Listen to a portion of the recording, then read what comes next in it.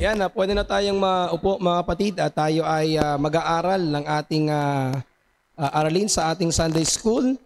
At gaya po ng aking nabanggit sa inyo mga kapatid ay natapos na po natin yung small book na sinulat ni Tabitha Nyabuile na Marks of a Healthy Church Member.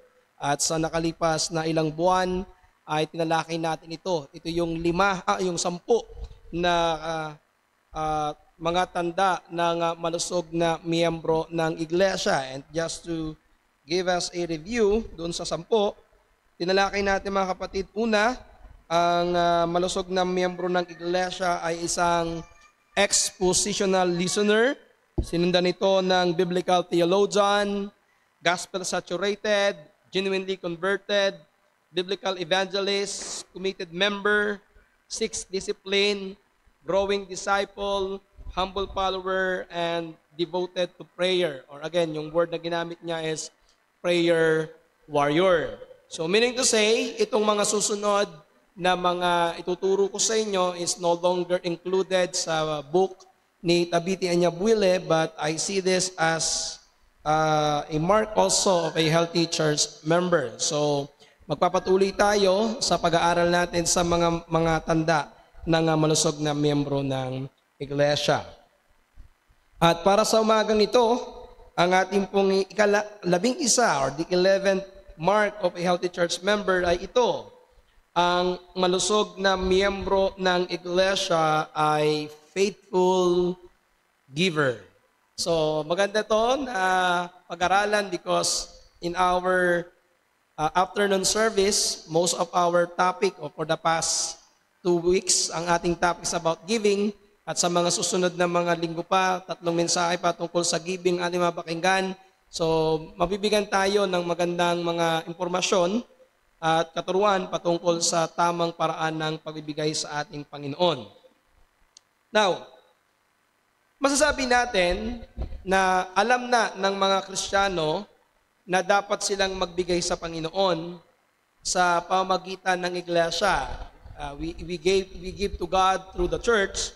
But the problem is marami yung hindi nila masyadong nauunawaan kung bakit ba ako kailangan magbigay, paano ba ako dapat magbigay, saan ba ginagamit yung aking mga ibinibigay, at magkano, gaano karami, gaano kalaki ba ang pwede kong ibigay.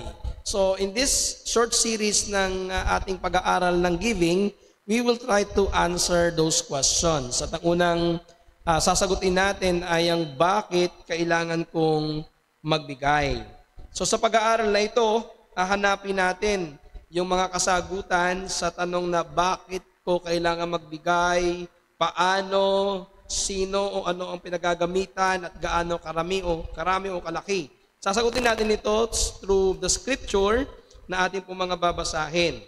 Kaya naman, kapag nasagot na natin ang mga tanong na ito, patungkol sa pagbibigay, magandang panahon to para magsuri tayo kung tama ba tayo sa ating pagkaunawa sa pagbibigay at nakikita ba natin yung katapatan natin sa pagbibigay.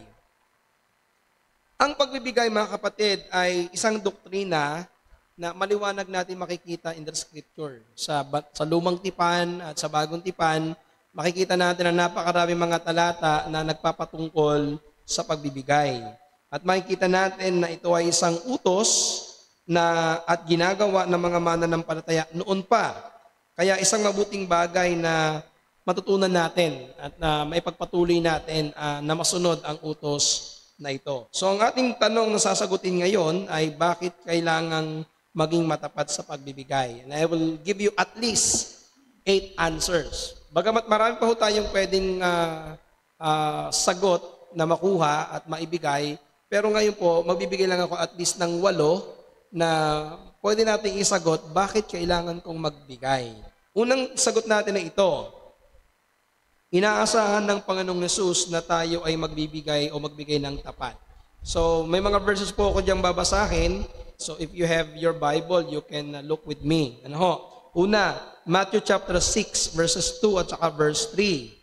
Sabi po ng verse 2, kaya nga pagka ikaw ay naglilimos, Ang ibig sabihin po niyan ay nagbibigay sa mahihirap, ay huwag kang tutugtog ng pakakak sa harap mo. Yung pakakak ay trumpeta na ang intensyon ay ipaalam sa mga tao ang iyong ginagawang pagbibigay.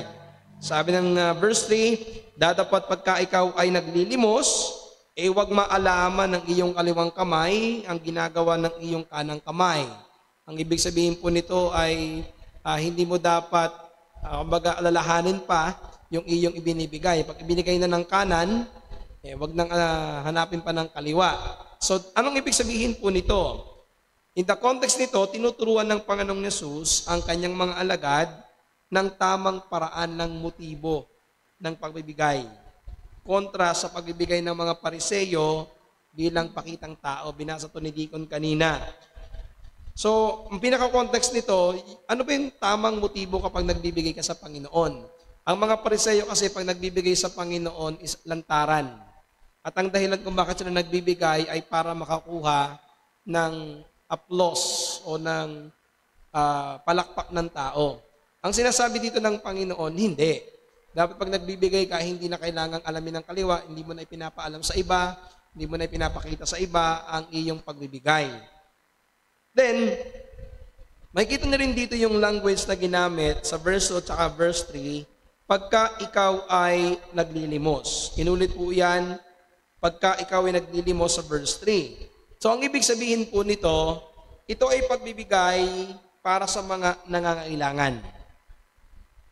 Para sa mga mahihirap. Ito tinatawag nating act of benevolence. Kaya ito sa ating iglesia, meron tayong act of benevolence na kung saan, ang Ministry of Benevolence na kung saan tayo ay may pondo na inihahanda para sa pangangailangan ng ating mga kapatid na nangangailangan. Pero, hindi lang ito doon, kundi kapag may mga tao na nangangailangan, ang ating palad ay dapat bukas na magbigay ng tulong sa mga nangangailangan, gaya ng sinasabi sa Deuteronomy chapter 15 verse 10.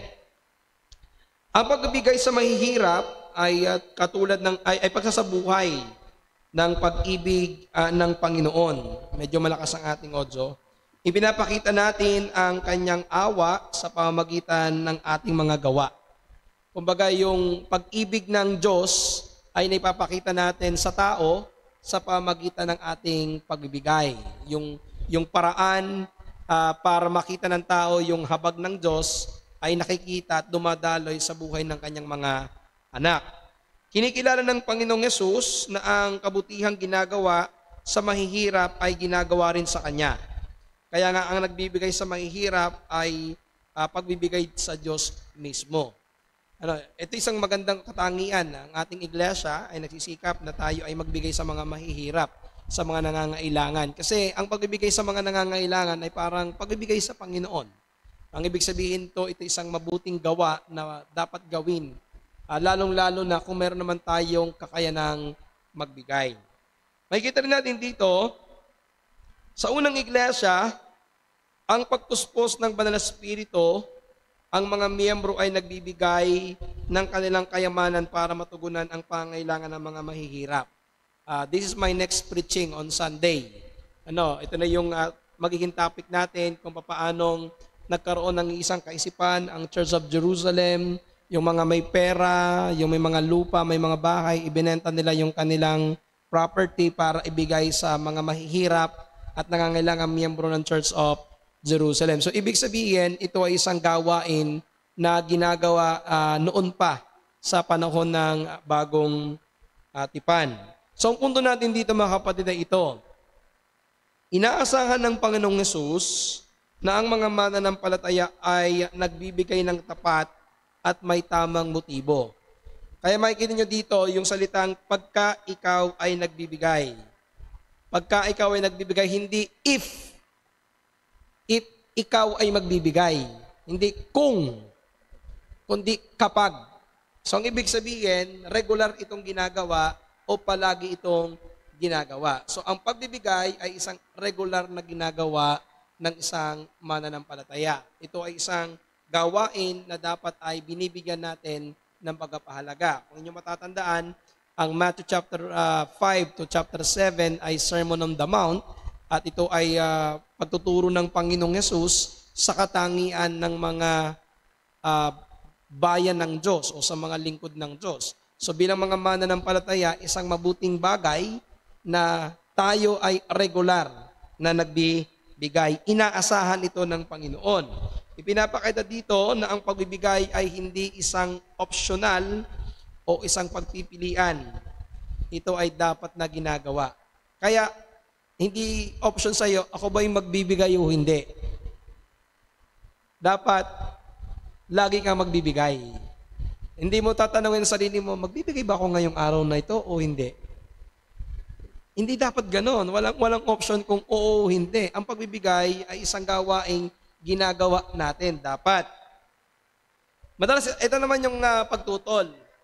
Madalas natin marinig na sinasabi, sa lumang tipan lang naman kailangan magbigay. Kasi in the Old Testament, meron tayong tinatawag na obligatory giving, na talagang nagbibigay sila bilang isang obligasyon.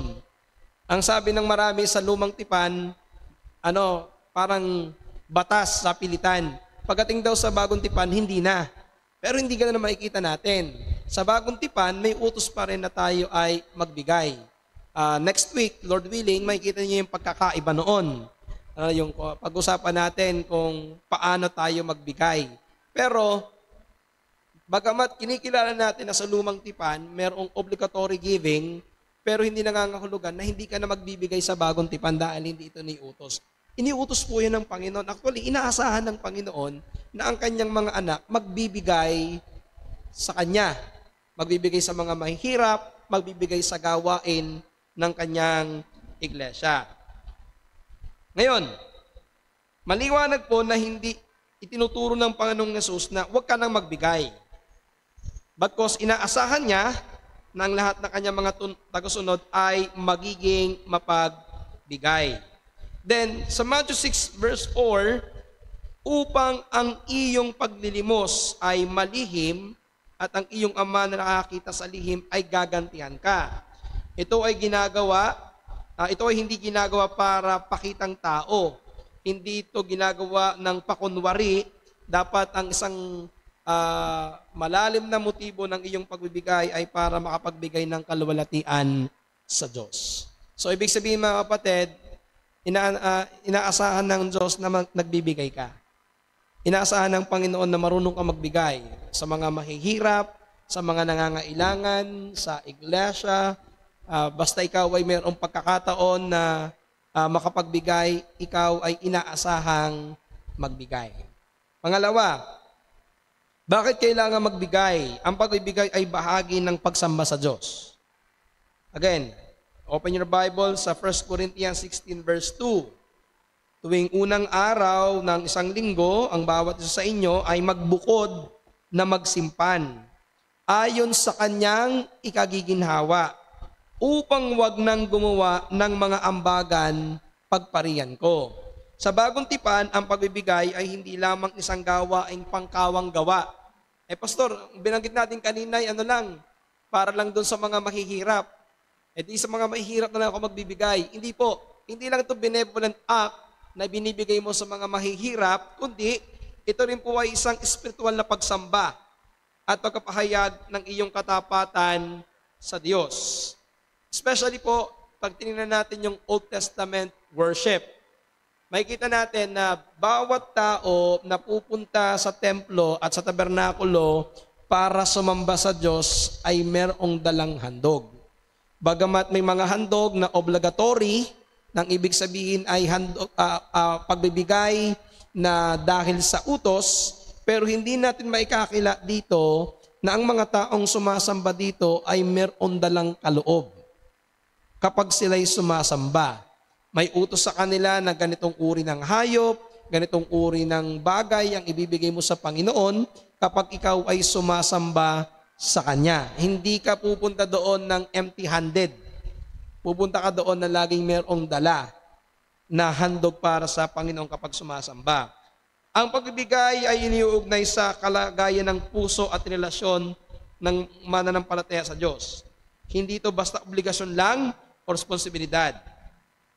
Ito ay isang aktibong pagpapahayag ng pagsamba katulad ng pananalangin, pag-awit at pakikinig ng salita ng Diyos. Ibig sabihin, ang pagbibigay pala kasama sa liturgy ng ating worship. Now, I believe and I know that there are some churches, even in our Reformed circle, na hindi naniniwala na ang giving is part of the worship.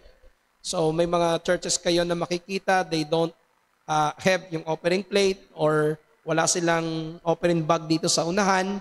What they do is nagiiwan sila ng box doon sa likod, doon na lamang ilalagay yung kanilang mga offering, not part of the worship, but you can do it anytime. Meron ding ang ginagawa nila, they just flash their bank account, then you can give to God whenever you want to give to God, whatever day. Yun ang kanilang ginagawa. But I strongly disagree with that. Hindi ako kumbaga hindi ako naniniwala na hindi mo isasama ang pagbibigay sa liturgy ng worship. Ang ibig sabihin, naniniwala sila sa giving, but they do not believe that as part of worship. Kaya kahit sa circle natin ng Reform, medyo magkakahati yung paniniwala po tungkol dito. But I believe na ang giving is part ng worship.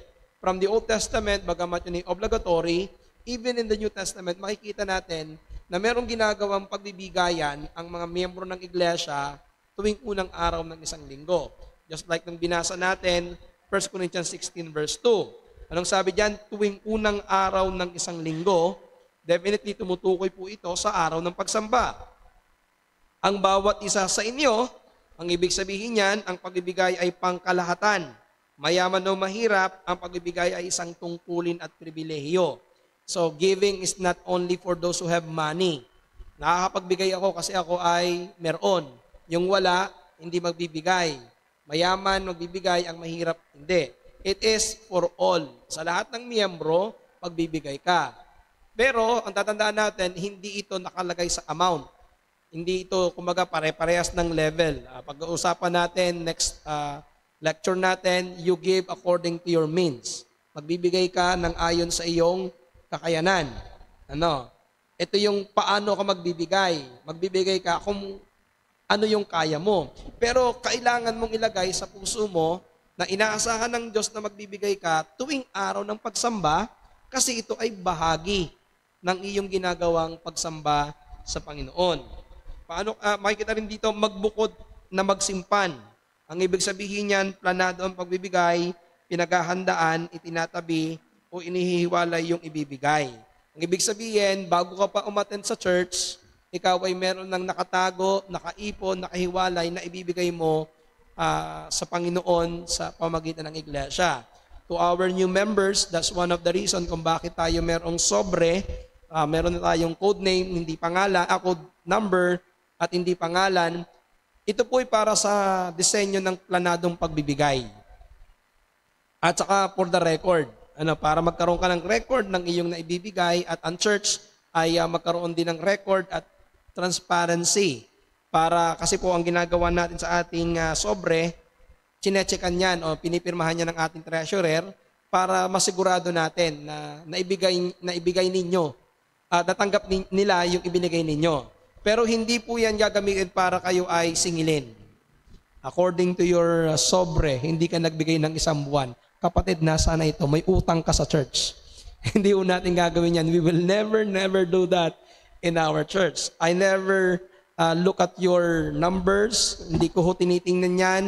Hindi ko alam kung ano yung mga number po ninyo. I do not know how much you give. I do not know who gives and who do not give, but God knows. Alam ng Diyos yung inyong po mga pagbibigay. Pero ang magandang pagbibigay ay planado. Na kapag ikaw pupunta pa lamang sa pagsamba, just like you prepare your heart, you prepare your mind, you prepare your body in singing, prepare also your wallet.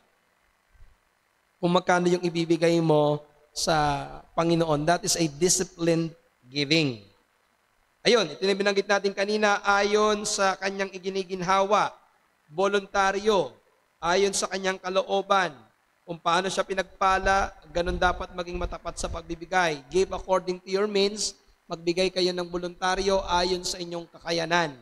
Hindi kayo pinilit, hindi kayo pinuwersa na magbigay. At anong sabi dito? upang wag nang gumawa ng mga ambagan sa pagpariang ko. Ito yung ibig sabihin, para hindi ho magkaroon ng pagmamadali. Ito nga binanggit natin kanina, planado ang pagbibigay. So ang punto natin dito, ang pagbibigay sa Panginoon ay bahagi ng pagsamba at ito'y nakalulugod sa Panginoon. Kaya ang hamon doon, maging kabahagi kayo sa buong pagsamba. Halimbawa, anong ibig sabihin noon? Nakikipag-join ka sa singing, nagjo-join ka sa prayer, nagjo-join ka sa scripture reading, nagjo-join ka sa preaching. Tapos pagdating ng giving, ba't wala? Sinamahan mo yung lahat, tapos yung huli, hindi na. So dapat you participate, makilaho kayo doon sa lahat ng ginagawa sa ating pagsamba. Okay po? Pangatlo, ang pagbibigay ay pagsubok sa pagmamahal. 2 Corinthians chapter 8. Hindi ako nangungusap na tulad ng naguutos, kundi gaya ng sumasubok sa pamamagitan ng kasipagan ng iba, upang ang katapatan naman ng inyong pag-ibig. So dito po, sa 2 Corinthians 8:8, ang pagbibigay dito ay hindi dapat ginagawa bilang pagsunod lamang sa utos, kundi dapat daw po ay ginagawa natin ito sa pag-ibig. Yes, meron pong utos na magbigay tayo.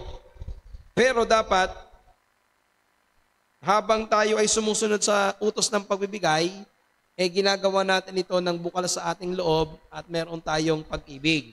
Sabi nga dito, gaya ng sumusubok sa magitan ng kasipagan ng iba. Ginamit ni Apostol Pablo ang halimbawa ng pagbibigay ng iglesia ng Macedonia, mga iglesia sa Macedonia, kasama doon yung Pilipos, na mga mahihirap na iglesia upang himukin, encourage, na ang iglesia ng Corinto ay maging mapagbigay din.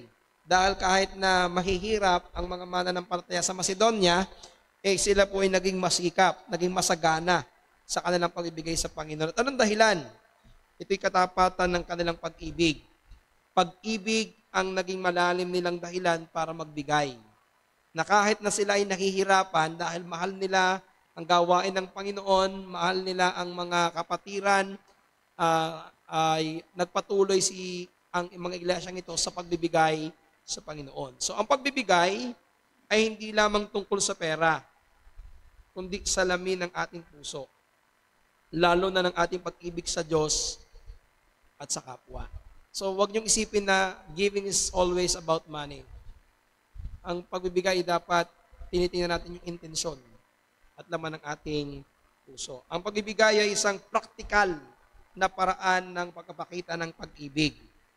Ang pag-ibig sa kapatiran ay pagbibigay sa pagbibigay at ang pag-ibig sa kapatiran ay makikita sa pagbibigay at hindi sa salita lamang. Paano mo nga naman ipapakita ang iyong pagmamahal sa isang kapatid na nangangailangan pero hindi ka naman bumubunot para magbigay? Paano mo sasabihing mahal kita kung wala kang pagbibigay? Ito, lagi niyo naman itong naririnig. Ang tunay na pagmamahal ay nag-uudyok para magbigay. For God so loved the world that He gave. Yung love of God para sa mga makasalanan ang nag-udyok sa Kanya upang suguin at ibigay ang Kanyang anak. Yung Kanyang mga hinirang na mga makasalanan na Kanyang minahal ay binigyan niya ng tagapagligtas. Yun yung Kanyang anak. Ganito rin yung dapat na ugali natin sa pagbibigay. Yung pag-ibig mo ang nag-uudyok na magbigay ka sa Diyos at sa Kanyang iglesia. So ang pag-ibig, ito po yung nagbibigay ng galak sa pagbibigay. Ibig sabihin, nagkakaroon ng joy ang iyong pagbibigay kapag may pag-ibig ka. Kaya anong sabi doon? God loveth a cheerful giver. Kasi kailangan masaya ka nagbibigay. Pero paano magiging masaya ang pagbibigay mo? Kapag ikaw ay nagbibigay ng mayroong pag-ibig. Ika-4, ang pagbibigay ay panukat sa kalaguang espiritual. 2 Corinthians 8:7. Datapwat yamang kayo nagsisagana sa lahat ng mga bagay, sa pananampalataya, sa pananalita at sa kaalaman, at sa buong kasipagan, at sa inyong pag-ibig sa amin, ay magsisagana naman kayo sa biyayang ito. So dito po, kinikilala ni Pablo ang iglesia ng Corinto na lumalago sila sa pananampalataya, sa pananalita, sa kaalaman, at sa kasipagan. Binanggit ko kanina sa inyo sa ating worship, problematic yung church. Pero despite of that, yung church na ito is, may faith naman sila. Actually, marami sa kanilang matatalino.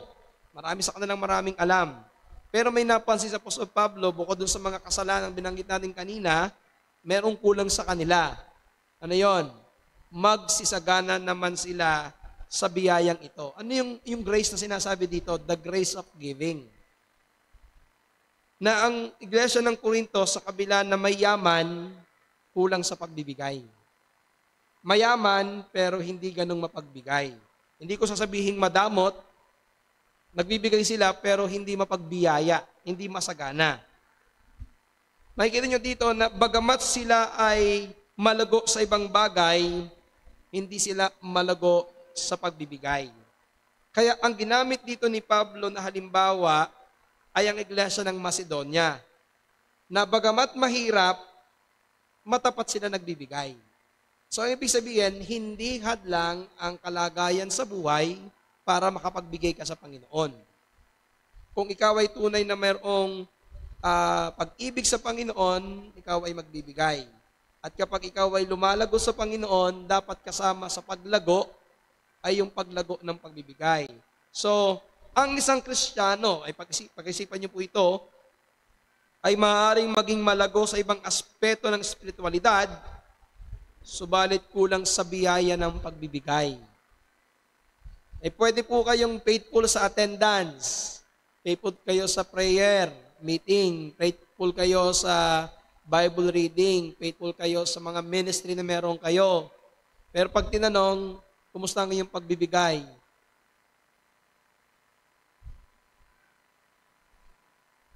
Ay naku, wala akong maibigay. Ay naku, kulang pa. Diba? Parang, ang dami mong pwedeng maging dahilan para hindi ka makapagbigay. Dapat hindi pala ganon. Now, ito liliwanagin ko. In some churches that we know, para bang ang pagbibigay na lamang yung pinakabasihan ng iyong paglago.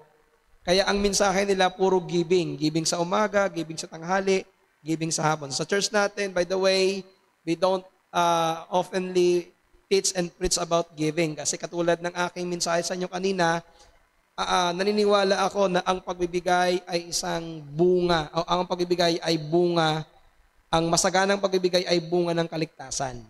So ang isang tao kapag naintindihan niya yung biyaya ng kaligtasan, giving will never be a problem. But still, kailangan nating palalahanan. Kaya ngayon po, sa hapon, ang series natin is Giving, Providence ng Panginoon. Ngayon, giving din ang ating pag-uusapan. By the way, sa Sunday afternoon, in line sa giving ang ating mensahe sa Alitagtag because I was requested na ang preach ko doon ay tungkol pa rin sa giving. So, purga kayo sa pagtuturo ng giving sa buwan na ito. Pero dito ba, makikita nyo dito na yung pagbibigay, mga kapatid, ay isang sukatan, hindi tanging sukatan. Isa ito sa pwedeng sukatan ng iyong paglago sa pag-ibig at pagtitiwala sa Diyos at isang sukatan ng iyong pag-ibig sa kapwa. Ang pagbibigay ay isang panlabas na panukat ng panloob na kalagayan ng isang mananampalataya. Nakita niyo, ang ganda na, no? Wala kasi tayong aparato para sukatin natin yung growth natin. Pero may mga means of grace ang Panginoon at ilang mga pamamaraan para masukat mo kung lumalago ka na. Pwede mong tingnan ang iyong giving. Ang iyong pagbibigay ay lumago na. Naging tama na ba? Pag sinabi kong lumago, hindi lang yung lumaki. Ay, lumago na ako sa giving kasi dati 100 lang ibinibigay ko, ngayon 150 na. Hindi ganun yun. Yung motibo mo, naging mas tama na ba? Mas naging masaya ka na ba? At syempre, kasama din doon, yung mas lumalaki ang iyong ibinibigay habang ikaw ay lumalago. Alam nga namang ikaw ay 10 taon ng miyembro ng iglesyang ito, 20 pesos pa rin lamang ang ibinibigay mo. Pero, meron ka ng magandang bahay, meron ka ng sasakyan, meron ka ng negosyo, pero 20 pa din. Hindi ko sinasabing maliit yung 20, pero kung yun lang kakayanan ninyo, wala namang problema. Sinasabi natin, kung ikaw ay pinagpalan at matagal ka na at hindi man lamang nabago ang iyong pagbibigay. At ang iyong reason na ito, doon kasi ako masaya. So, kailangan mong sukatin. Kaya, now, hindi ko kayang magbigay sa inyo ng parametro, ng parameters, kung paano nyo nasasabing malago na kayo. Kayo magsukat. Tingnan ninyo isang panlabas na sukatan ng inyong pagbibigay is kung paano kayo nagbibigay. Magaan ba to sa iyo? Voluntaryo ba to? Faithful ka ba? Inuuna mo ba? Planado ka ba? So, you will see how yung progress ng understanding mo sa pagbibigay mo sa Panginoon. Kaya ang hamon sa atin dito, kung tayo lumalago sa ibang biyaya, dapat lumalago rin tayo sa biyaya ng pagbibigay. Dapat hindi ito naiiwan. Okay? Hindi rin naman dapat na ito lang yung lagi at yung una. Na parang sabi ko nga sa inyo na ito na lamang. Kasi kakalungkot na maraming mga member ng churches, ang tingin lamang nila basta nakakapagbigay sila, okay na. Basta giver ako sa church, basta nagbibigay ako sa Panginoon, nagbibigay ako sa mission, nagbibigay ako sa pastor, nagbibigay ako sa member, basta nagbibigay ako, okay na. Dinisregard nila yung holiness, yung sanctification, yung Bible reading, yung prayer, hindi po. Kasama sa sanctification ng isang mananampalataya, yung growth ng ating giving. Kaya dapat magsuri ka, how I grow in giving. Last year, meron bang pagbabago sa motibo, sa halaga, sa anyo ng iyong pagbibigay sa Panginoon? Kalima, ang pagbibigay ay pagpapahalaga sa pagkakapantay-pantay. 2 Corinthians 8:13 at saka 14. Sapagkat hindi ko sinasabi ito upang ang iba ay magaanan at kayo'y mabigatan, kundi ayon sa pagkakapantay-pantay ang inyong kasaganaan ay naging abuloy sa panahong ito sa kanilang kakulangan, upang ang kanilang kasaganaan naman ay maging abuloy sa inyong kailangan, upang magkaroon ng pagkakapantay-pantay. Ito rin yung tema ng Acts chapter 4:32 to 37, patungkol doon sa mga mananampalataya na nagbenta ng bayat lupa, nilagay sa paanan ng mga apostol para magkaroon ng pagkakapantay-pantay. Anong ibig sabihin dito? Inihikayat ni Pablo yung mga mayayaman o may pera na magkaroon sila ng pagbibigay sa mga kapatirang nangangailangan sa Jerusalem upang magkaroon ng pagkakapantay-pantay. Pag sinabi ko natin pagkakapantay-pantay, hindi ito yung pantay-pantay sa lahat ng bagay. Halimbawa, ako ay isang mayaman. Ang gagawin ko, ibibigay ko ang lahat ng aking kayamanan para pantay-pantay kami. Halimbawa, kung lahat ay may kotse, dapat lahat ng miyembro ay may kotse. Kung lahat ng bahay ay yari sa semento, dapat lahat ng miyembro yari sa semento. Maganda sana kung ganon. Pero hindi ganon yung meaning nung tinutukoy dito. Ang sinasabi dito is, yung pantay-pantay dito is magkaroon ng kasapatan sa pangangailangan yung mga nagkukulang. Magkaroon sila ng kasapatan doon sa kakulangan nila na ang makakatugon yung mga meron. Okay? Hindi ibig sabihin po na dapat literal na pantay-pantay yung kanilang antas ng pamumuhay. Meron talagang hindi po pwedeng mangyari yon. Pero pag nakita nila yung pangangailangan, hindi po pwede yung ikaw ay busog na busog, tapos yung kapatid mo naman ay gutom na gutom. Diba? Parang ganun pong ibig sabihin, kailangan matugunan yung pangangailangan ng mga hindi kaya ang kanilang sarili. Pero gusto natin liwanagin na hindi ito perwersahan pagkakapantay-pantay, kundi kusang loob na pagtutulungan. Ang pagkakaroon ng higit na kayamanan ay hindi upang mas maging mataas sa iba, kundi sa pamamagitan ng meron ka ay magkaroon ng pagkakapantay-pantay ang bawat isa. Maaaring pasaganain ng Panginoon ang buhay mo bilang isang Kristiyano, subalit ito ay marapat na magdala sa atin upang maging mapagbigay sa kapwa. Church, magandang practice ito na kapag ikaw ay pinagpapala ng Panginoon, wag lamang ang isipin mo ay kung ano ang bibilin mo. May pagpapala ako, ano kaya na namang, tara SM, ano kayong mabili? Meron akong bonus 100,000. Tara, ano naman kayang mabili? Sapatos na naman. Ganito na naman. Na parang ang lagi mong iniisip is for your own. Kapag ikaw ay pinagpala ng Panginoon at tumanggap ka ng pagpapala mula sa Kanya na material, isipin mo rin naman yung kapatiran na nangangailangan. Tandaan niyo po ito, maganda to. 2 Corinthians chapter 9, verse 8. Maaaring gawin ng Diyos ng lahat ng biyaya ay magsisagana sa iyo, tingnan niyo po ito upang kayo na meron na laging buong kaya sa lahat ay magsipagsagana sa mabubuting gawa. Nang ibig sabihin po noon, yung mabuting gawa dito ay isang bagay na nakakatulong sa kapwa. Yung good works, hindi yung basta gumawa ka ng mabuti. Halimbawa, magmano ka, mabuting gawa yon. O kaya halimbawa, maglinis ka, mabuting gawa yon. Pero yung mabuting gawa dito is tumutukoy sa pagtulong na nakakabuti sa iba. Na kapag ikaw ay pinayaman o pinagpala ng Panginoon, ikaw ay maging pagpapala din sa iba. Gaya ng binanggit natin kanina, yung pagdilingkod mo, magiging blessing sa iba. Ganon din, yung pagbibigay mo, hindi ka magbibigay para pagpalain ka. Nagbibigay ka para maging pagpapala sa iba. 1 Corinthians chapter 6, verse 17 and 18. Ang mayayaman sa sanlibutan ito ay pagbilinan mo na huwag magsipagmataas ng pag-iisip at huwag umasa sa mga kayamanang hindi nananatili, kundi sa Diyos na siyang nagbibigay sa atin ng sagana ng lahat ng mga bagay upang ating igagalak, na sila'y magsisagawa ng mabuti, na sila'y magsiyaman, again, sa mabuting gawa, na sila'y maging handa sa pamamigay, maibigin sa pamamahagi. Ito pala, kapag pinagpala ka at ikaw ay nagkaroon ng kayamanan, ano yung dapat mong gawin? Maging maibigin, hindi sa salapi. Maibigin sa pamamahagi. Hindi kung ano yung iyong itatago, kundi kung ano yung iyong ibibigay.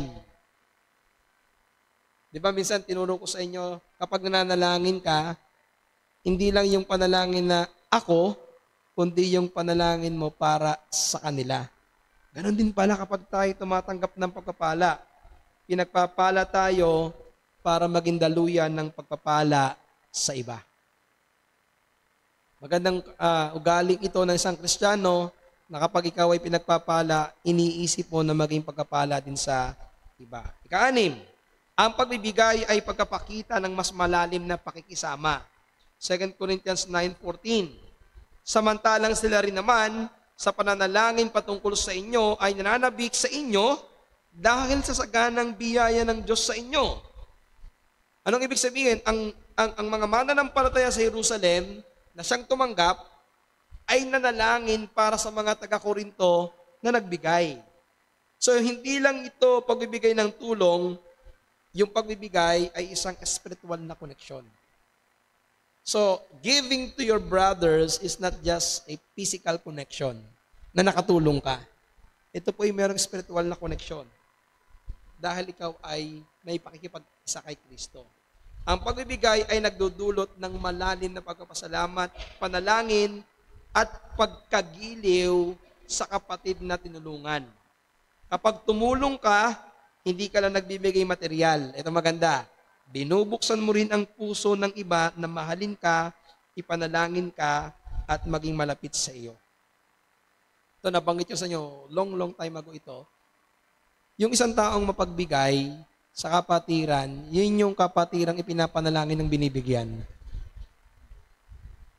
Binanggit ko kayo, tinuro ko sa inyo in prayer, we ought to pray for one another. Pero tandaan nyo to, kapag mapagbigay ka sa miyembro, yung miyembrong lagi mong binibigyan, maalala ka niyan lagi sa panalangin. Ang panalangin niya, Panginoon, pagpalain mo siya para bigyan ako lagi. Hindi ganun na. Hindi ganun yun. Ang ibig sabihin, they will thank the Lord for you. At magdadala ito ng mas malalim na relasyon sa inyo. Hindi lamang dahil sa material, kundi yung spiritual na pagtulong, ma-recognize nila. At yun dapat ang makita natin. Na hindi ka lang maging malapit dahil lagi kang binibigyan dahil sa material na bagay. Hindi. yung spiritual, nararamdaman mo yung pag-ibig sa iyo. So ang pagbibigay ng mga miyembro ng iglesia ay nagpapatibay ng samahan ng mga miyembro ng iglesia. Kapatid, maging mapagbigay tayo sa bawat isa. It will strengthen our fellowship, our brotherhood and sisterhood in our church.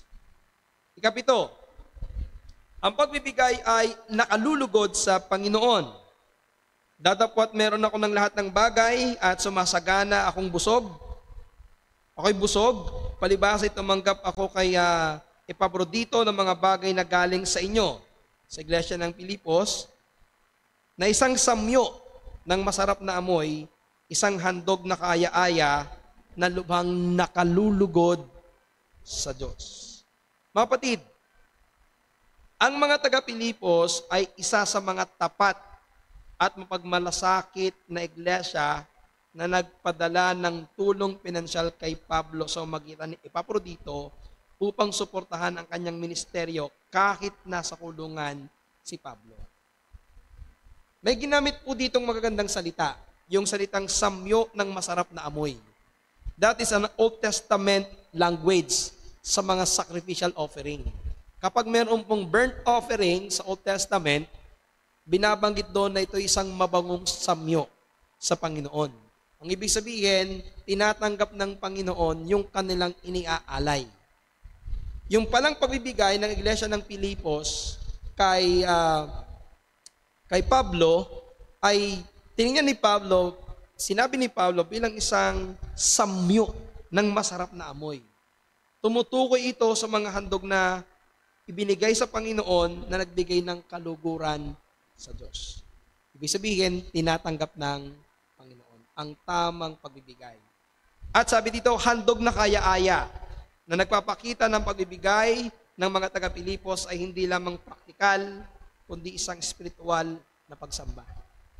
Na yung kanilang pagbibigay, tinanggap ng Diyos. Ibig sabihin, ang kanilang aktong pagbibigay ay tinitingnan ng Diyos bilang isang spiritual na alay, isang hain ng pananampalataya at pagsunod.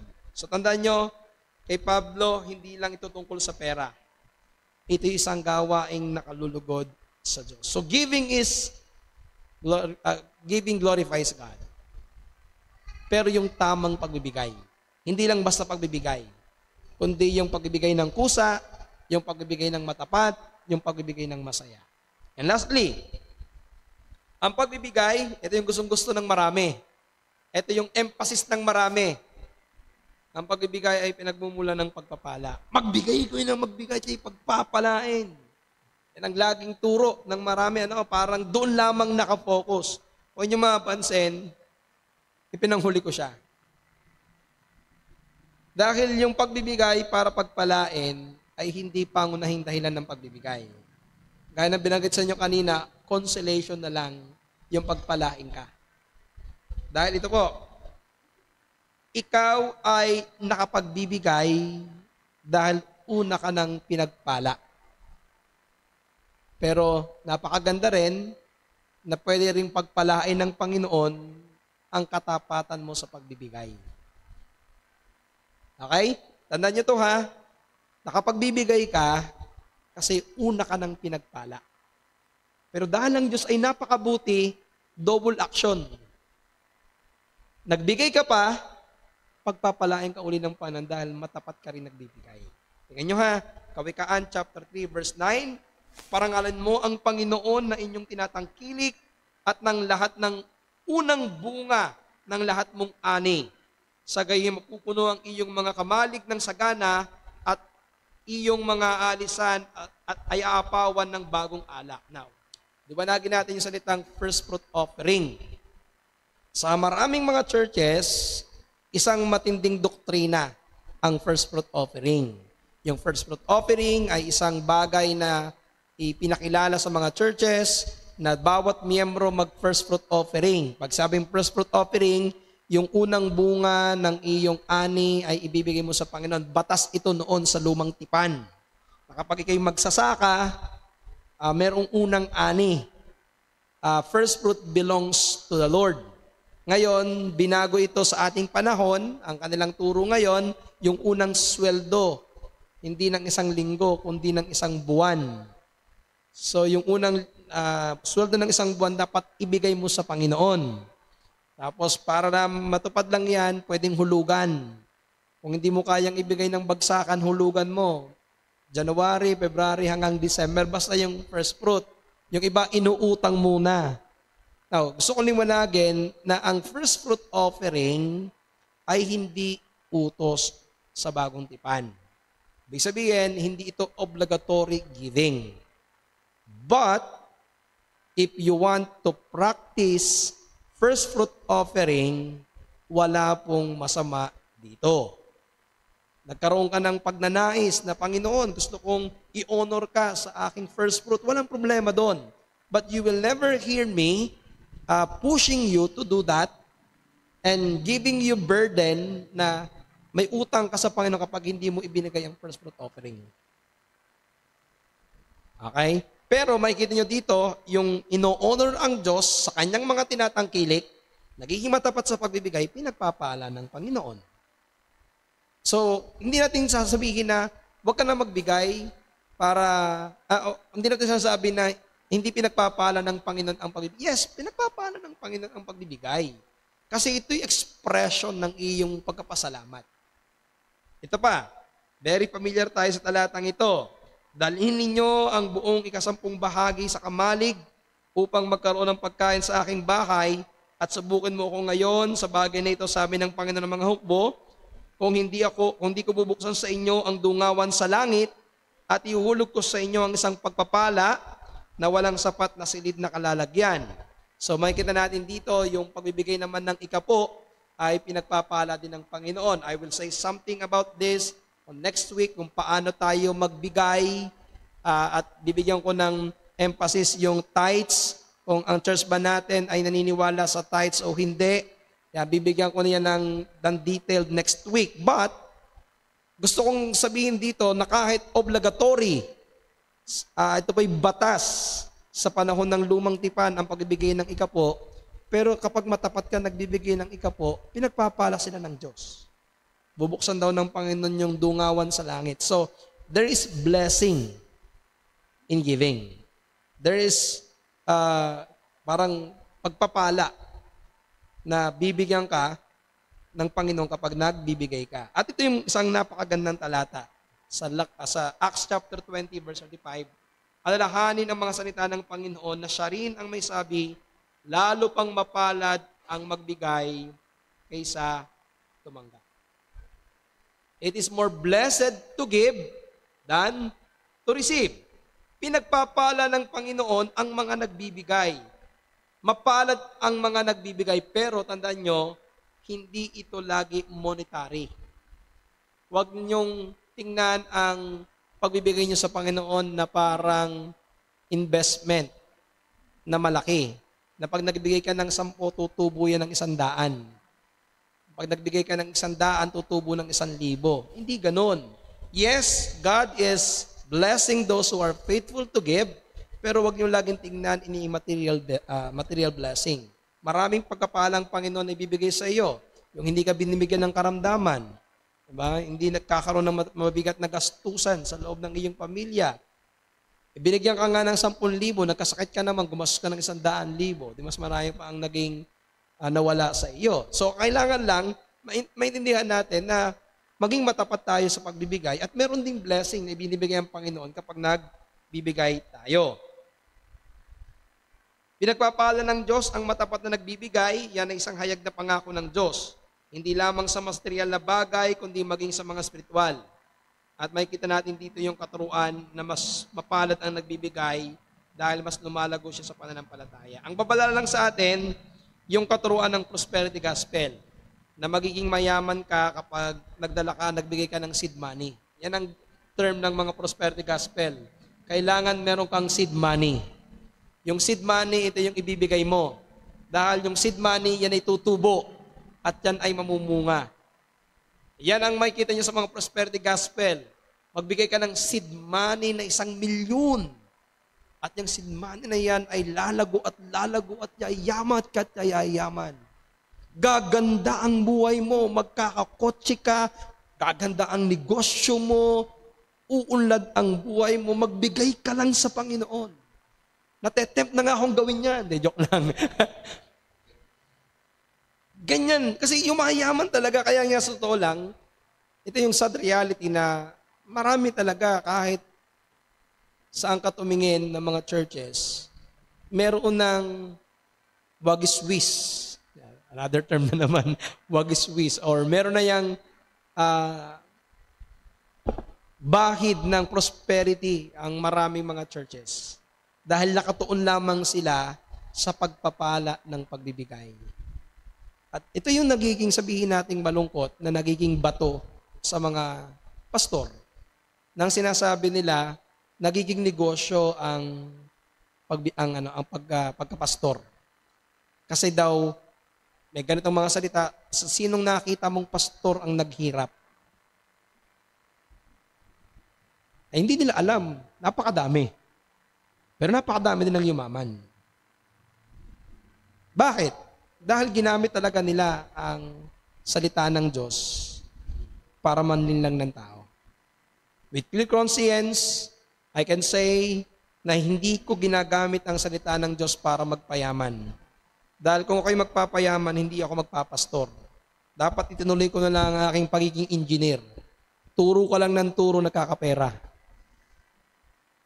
Gawin mo yan, mamaya pera na. Diba? Pero pinili ko sa tulong sa pagkilos ng Panginoon na magpatuloy sa gawain ng pagkapastor na hindi tinitingnan kung yayaman o hindi. Of course, bilang tao, meron kang desire na maging maalawan ng buhay. Pero kung i-compare ko yung aking ginagawa sa loob ng 23 taon at sa aking mga natamasa ngayon, pagpapala ng Diyos ang aking natanggap. Alam niyo, ito na-share ko na to sa inyo. Nare-realize ko to noon eh. Ang goal ko noon, pagdating ko ng 40 anyos, milyonaryo na ako. Opo, 40 years old, na ako, nasa milyonaryo na ako kasi nakapagtrabaho na ako, marami na akong pera. Pero alam niyo, nung nare-realize ko, parang 40 years old, naging milyonaryo talaga ako. Hindi ko lang hawak. Kasi nung nakabili po kami ng lupa, at saka nakapagpatayo ng bahay, nung kinumpit ko yun, 1 milyon yun eh. Ibig sabihin, naging milyonaryo pala ako nang hindi ko lang nahawakan. Hindi yung katulad isang out mong ganon. Pero tinitingnan ko yun na nandun yung pagkapala ng Panginoon. Pero hindi ako naglingkod para magkaroon ng lupa, para magkaroon ng bahay. Dahil kung alam nyo lang, nung ako'y una naglilingkod sa Panginoon, ang aking sweldo sa church o lag sa church ay 300 isang linggo. May asawa ako at anak noon. Hanggang sa naging 500. Hanggang sa tumaas.